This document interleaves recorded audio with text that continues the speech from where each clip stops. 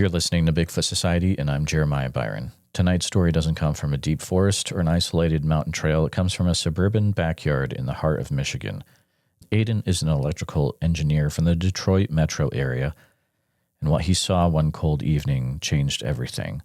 As a creature covered in bleach-white fur, walking with confidence and missing one critical thing, a head.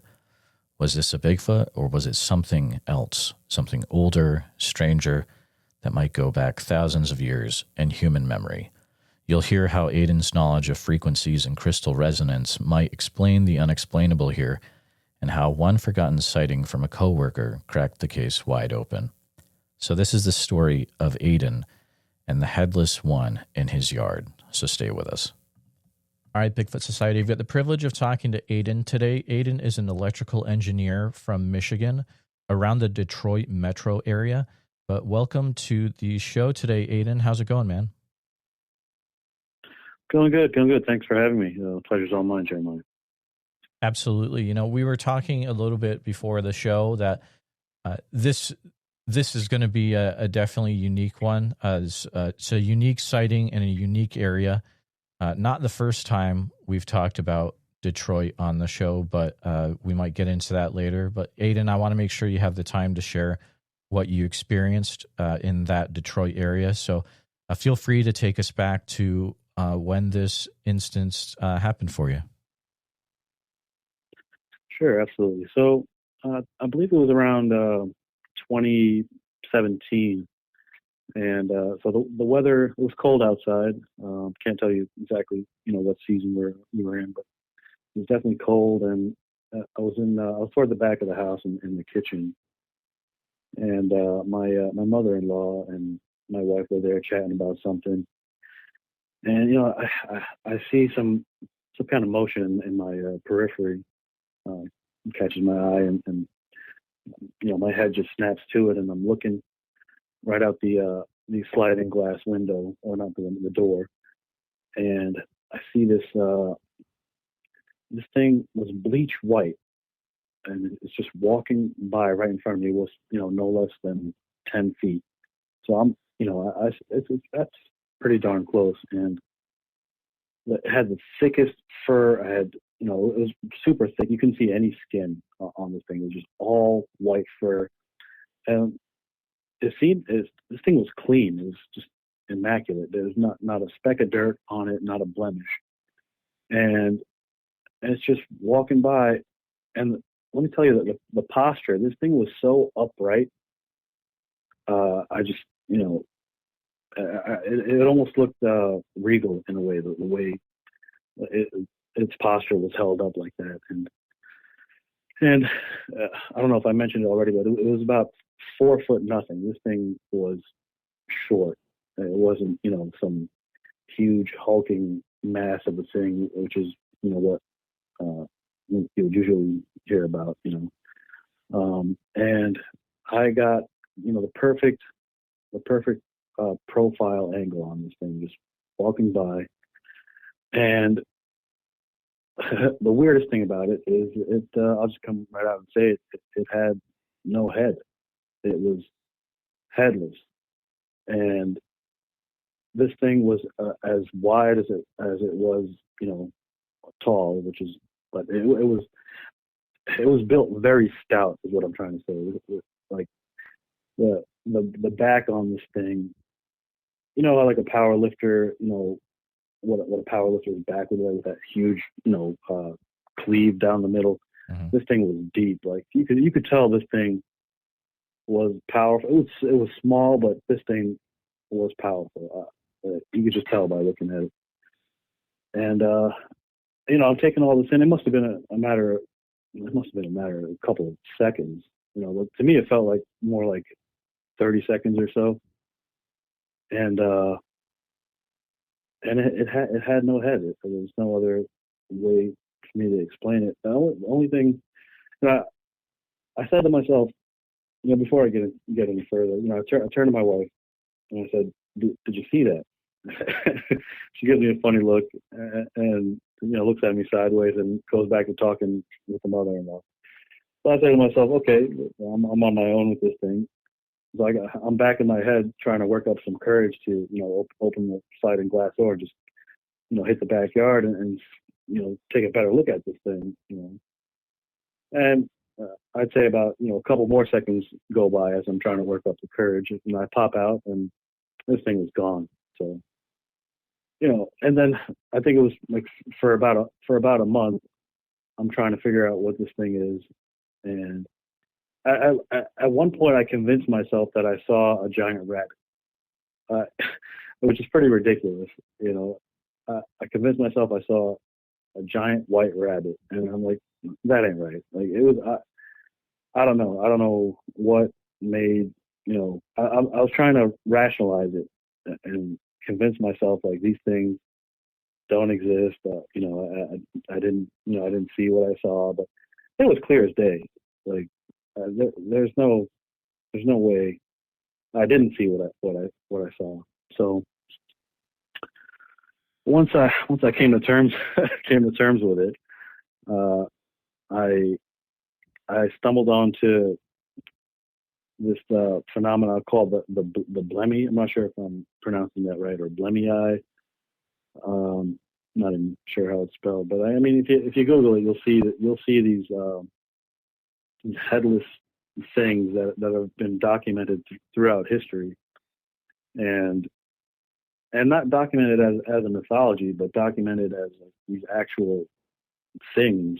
But so the difference was when you see the depictions of these things, you'll see their like faces on the chest area. But this thing, I don't know if that was the case with this thing. Maybe I didn't have the right angle, or I didn't look in time to get the frontal perspective. But from that profile, there was nothing on top of those shoulders, no neck, no head. It kind of reminded me of that character, that Looney Tunes character with the red fur. I don't know. I don't know. Gossamer is the name of that character. Believe it or not. Is that it? Okay. It's yeah. Gossamer. Yeah. Yeah. Okay. Yeah. so this Gossamer looking thing, walking across my backyard, it was tough to swallow. So, and I don't know where it disappeared to or what have you, but so the next day, my wife was talking about, because we wanted to cut down the tree. And, it's a pretty loose connection, but I'll make it anyway. So she had this dream that some disembodied voice said, "You can't cut down the tree." So I'm thinking, is this thing somehow attached to the tree? I don't know. I know it sounds out there. It's kind of woo factor, but one thing I've learned, in my career and in life in general is that the world itself is woo factor. So that word really doesn't mean anything to me, to be honest. Like most people don't like the saying. Any technology you don't understand is no different than magic. I think most people, not to insult any of your audience, I'm sure your audience is very intelligent, but most people don't understand that without, the crystal in our phones, we wouldn't be able to speak with each other, so like there's literally, a magic rock in your phone. If it doesn't vibrate at the right frequency, like we won't be able to talk to each other. So, if that's, not, spooky action at a distance, I don't know what is. So, kind of went off on a tangent there, but, there's a lot of, like my neighborhood, for example, I'm not sure. I'm pretty sure your audience is familiar with bigfootitis and, the granite boulder fields where people go disappear into somehow.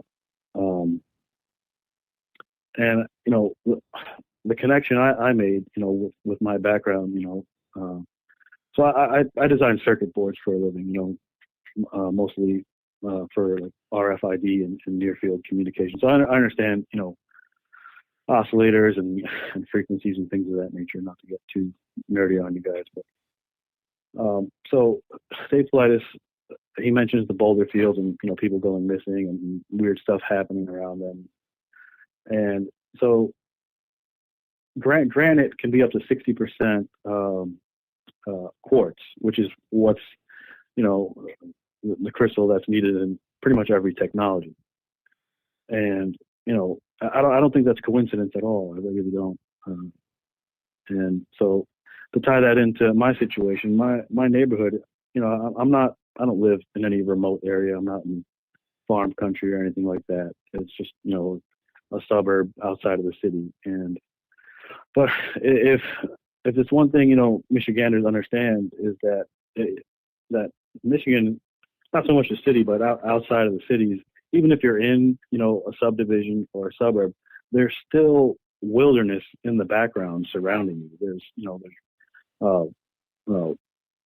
there's little river tributaries or little waterways here and there, and if you Google Map, you'll see that you're not quite in what we know as civilization. I'm getting there, so bear with me. So my neighborhood, I noticed there's these granite boulders kind of peppered everywhere. You'll see them, every other house you'll see a huge granite boulder on someone's lawn, and I'm thinking, whoever built these houses probably didn't put those there. They probably tried their best to avoid having to move them. So, and they work aesthetically. So my point is, is this neighborhood seems to have all the ingredients, according to Dave Politis's details, to make these weird events kind of happen. You got the quartz boulders, or not the granite boulders. You have the waterways peppered in here and there, and my yard is actually has the drainage for the surrounding homes for it too. So water is also a factor, if I didn't mention that. So yeah, I'm not sure where to go from here, but yeah. So that's I don't know if I'm trying to science this thing or not. Maybe I am, but there's no other way for me to think about it, really. Aiden, it's a really unique story, and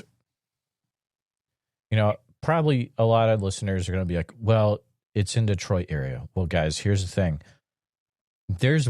As Aiden said, there's weird stuff that happens in Michigan, and yeah, there's nature everywhere. I mean, we have talked to another individual on the show, I think it was a year or so ago, about an encounter he had in a Detroit suburb as well. This individual was Violent J from the Insane Clown Posse group. So that was oh yeah, that was interesting. But so there's at least two weird things happening in Detroit there, or at least the suburbs, outskirts of it. I have a few questions for you about what you saw. Did you notice any footprints when you went outside? No footprints. But then again, no footprints. So I have a little bit of a concrete slab, and honestly, I wasn't even looking at the ground per se. I was just looking at this thing. So I want to say, most of its walk that I saw with my own eyes was on the concrete slab that's in front of the sliding glass door. And I'll be straight with you. I didn't even think to look for footprints. Even if they were there, I didn't notice them. But at the same time, I can't say that I looked for footprints, and that was definitely me dropping the ball on that. And I was already a Bigfoot. I don't want to say believer. I'm definitely a fan. I would say I got the Bigfoot sticker on my car and everything. And I just don't know if Bigfoot is something physical, something in between, or I don't know. I don't know. I know whatever it is, people are seeing it, and it is real. As vague and amorphous as that word is, this thing is real. I just don't know, what the physicality of it is. So whatever I saw, I don't know. I think maybe that I was, it was just at the right frequency enough for me to see it. And this is my I guess my theory on reality itself, and it's by no means complete or so I'll just leave it at that. What I believe is, if there's different realities overlaid as people would say dimensions. I kind of don't like that word, because to me it infers what it is, a dimension, length, width, height, the three dimensions. So I don't think it has anything to do with that. I think if there are different realities, they're overlaid within frequencies, similar to, the radio, or it is the radio, and is what I suspect. So whatever I saw, I think was close to whatever frequency human beings vibrate at, and then that's why I was able to actually see this thing. That coupled with what I know about quartz crystals and our actual modern technology, I've convinced myself that that's the only way that I was able to see this thing. I don't know if it was a fluke, something aligned just right for me to see it. I guess that's a long way for me to say that maybe there wasn't any possible way for it to leave footprints, but but that's at the same time, as soon as I said that came out of my mouth, I'm saying that's rubbish, because we're finding footprints out there. I mean, not me personally, but people are finding footprints out there of Bigfoot or whatever phenomena that is.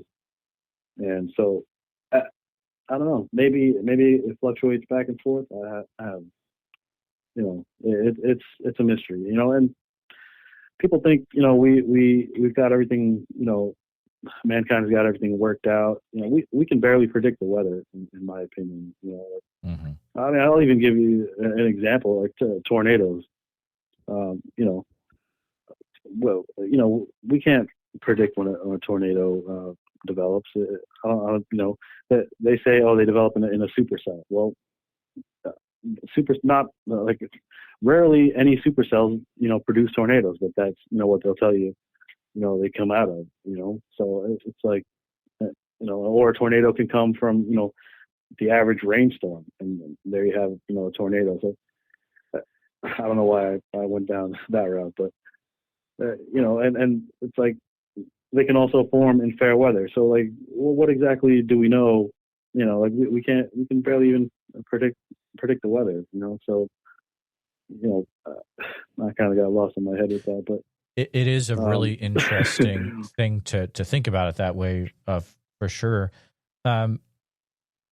So a few more questions for you. This one might come off as a little weird, and you don't have to get into detail in the answer if you don't want to.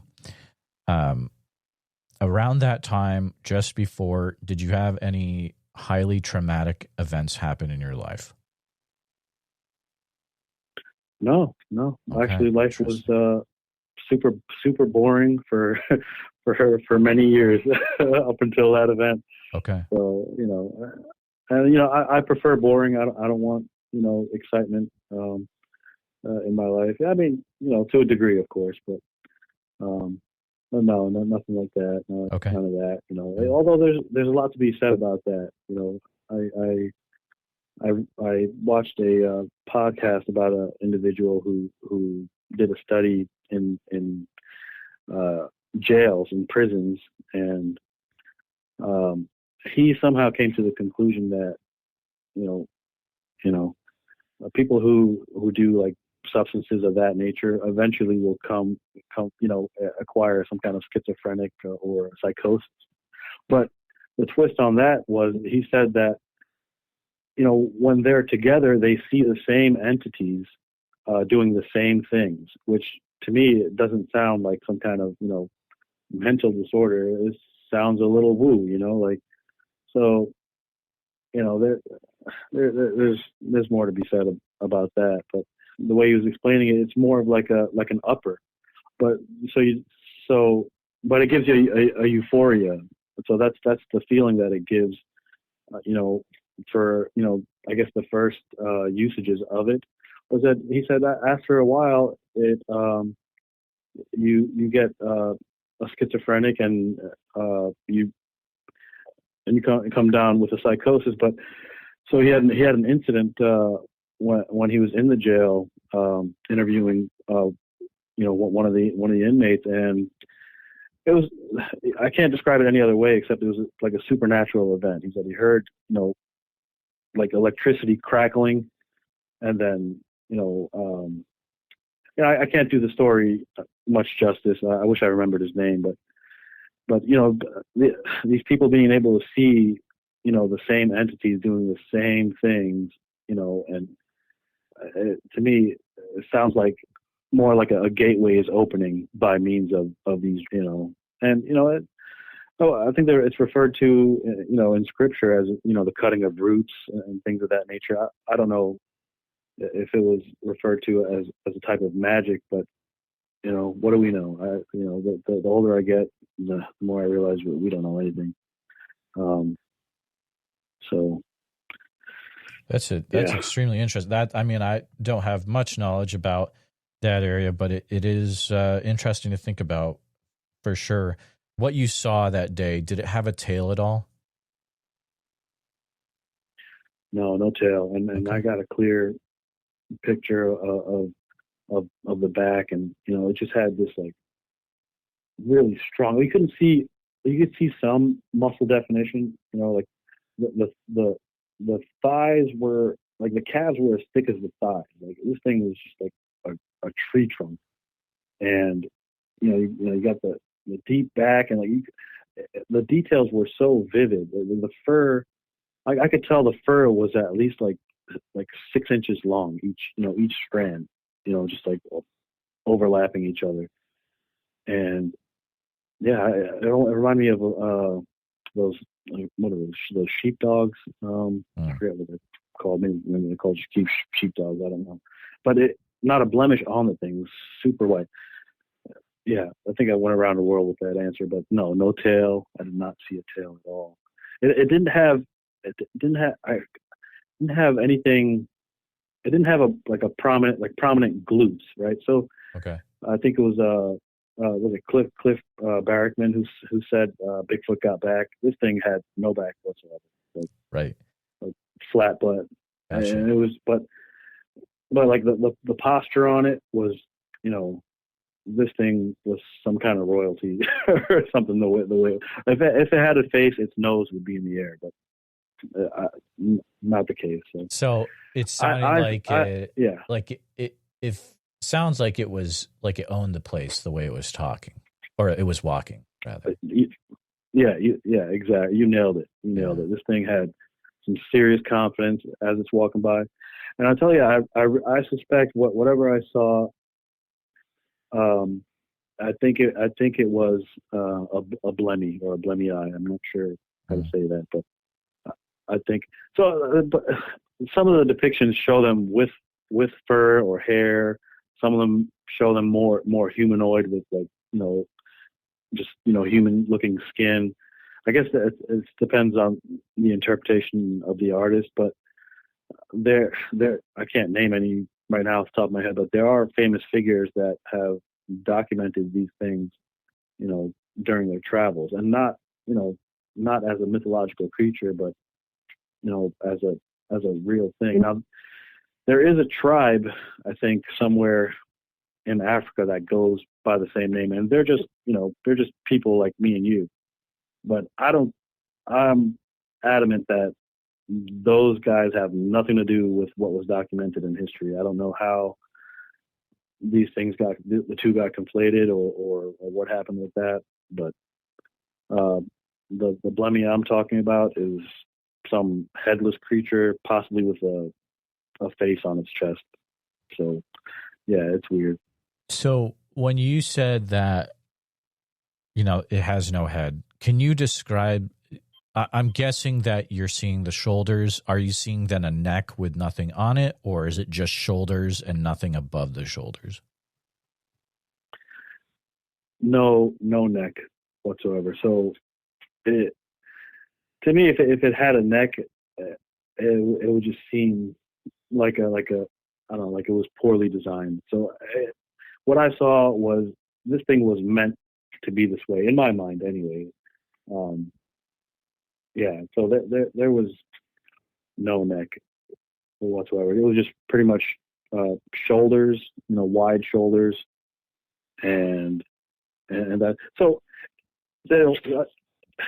I think from any other angle, it would have given me the impression that something was hunched over. But there was no possible way that it was hunched over so much that I couldn't see the head, because it was only less than 9-10 feet away from me, and I had the perfect profile perspective, where if there was a head, I would have seen it. It just was not there. You would if it was hunched over, you would expect to see the head and it's like chin kind of pressed up near the chest bone or wherever. If it was hunched over, or maybe they say some Sasquatch are built that way, but this thing, clean shoulders, no neck, a head was not meant to be there. Gotcha.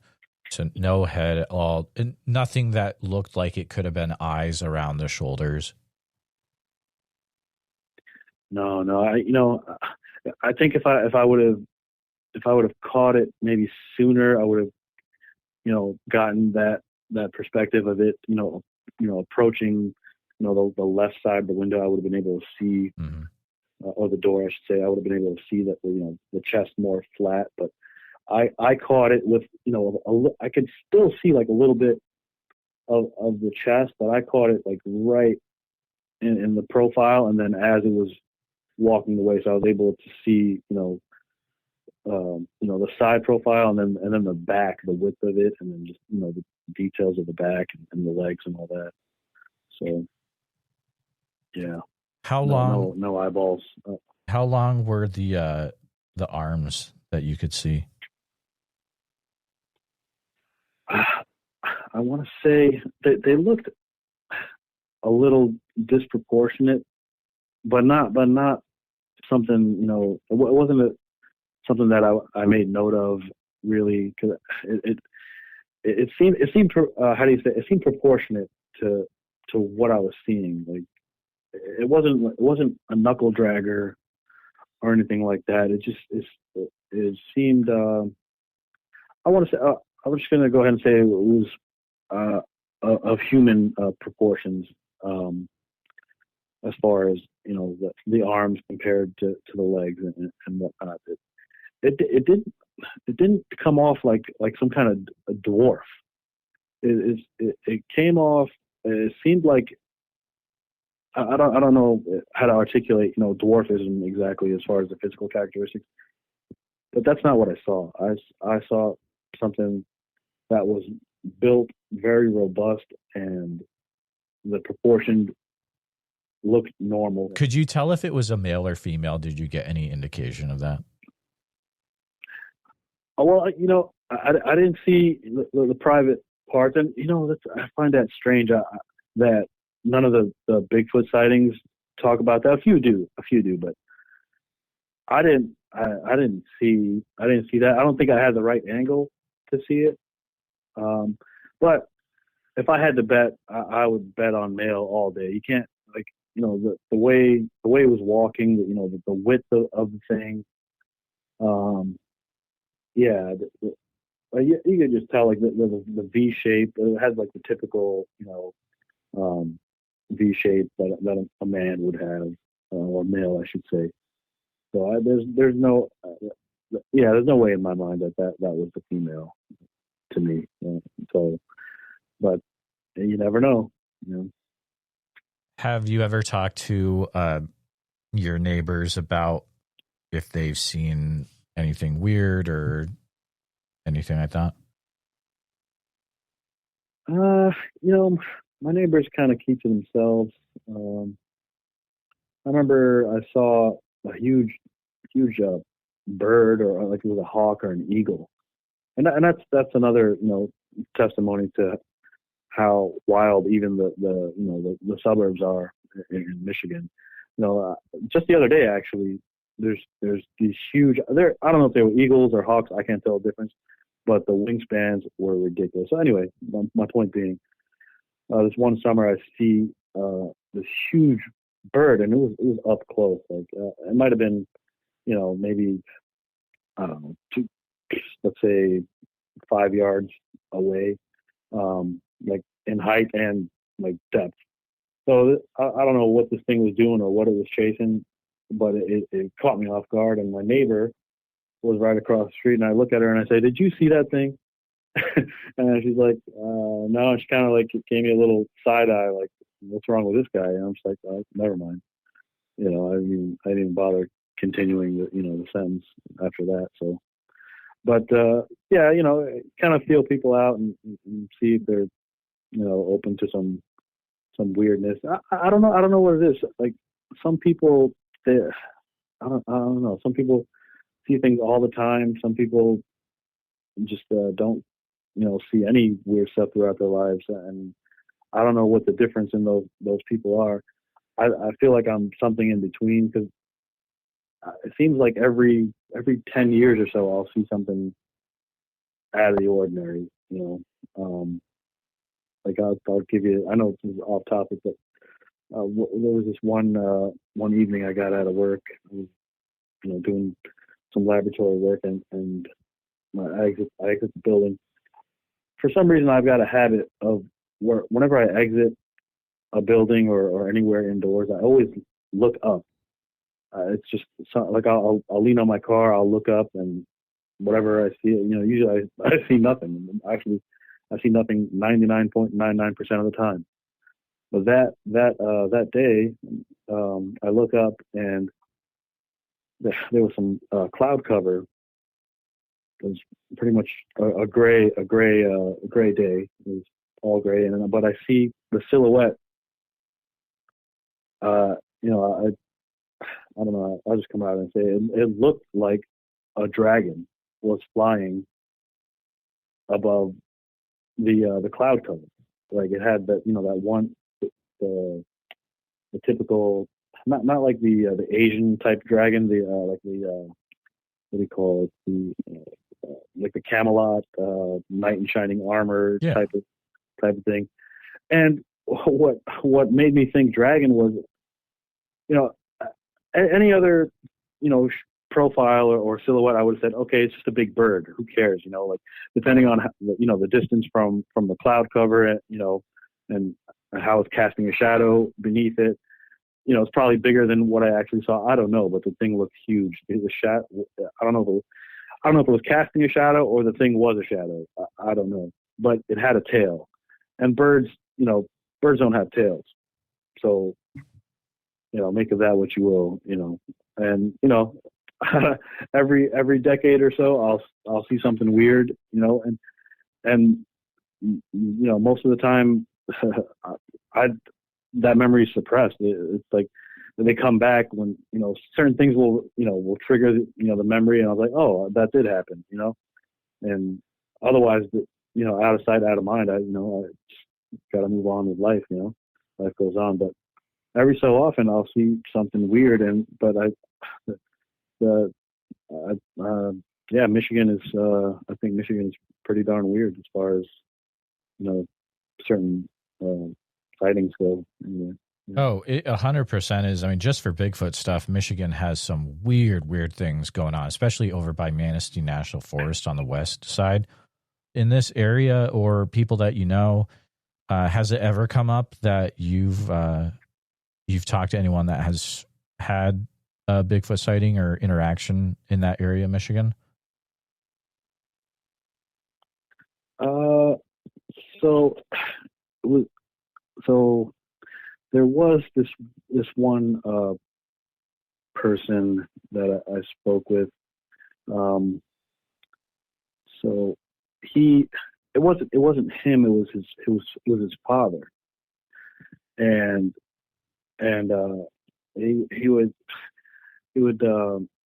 make fun of his dad, in front of me, And I would say, I told him, I wouldn't make fun of him. You're still kind of young. You haven't seen much yet, so you might be prematurely making fun of the guy right now. And he's like, oh, well, what did you see? I'm like, I didn't see anything. I just But oh wait, there was a young man. I'm not going to say his name. So he actually had a similar experience. He saw a similar entity or phenomena that I saw. Only he was a kid when he saw it. He said he was with his parents, and it popped up from behind some rocks. And he's telling me this story. So I tell you, he, for some reason, I don't know how we got into this conversation. So this is probably the only person that I spoke with about this, at work, because I don't want to come off like a nutter at my job. So for some reason I felt comfortable. Well, one, because he was an intern and I knew that he wasn't going to be there much longer anyway. So whatever. We had this conversation, and well, he went first, so I didn't say anything about my thing. So he goes and he says, "Oh yeah, I saw this white furry thing pop out from behind a bunch of rocks. My parents are there," and I say, I tell my parents, and they say, "Nah, it's just your imagination. They brushed them off. It's a little kid, like whatever kid, beat it, So I'm sure it didn't go down like that, but so I automatically, it was like a reflex. I say to the kid, well, he wasn't a kid, so I say to him, "Did it have a head?" And like his jaw just dropped, to the floor, and he said, "No, it didn't have a head." So that was the one and only time, and that day it kind of weirded me out, because I didn't think I would ever run into anyone that had ever saw anything remotely like this thing. And it turns out there is one other person that saw it. I don't recall.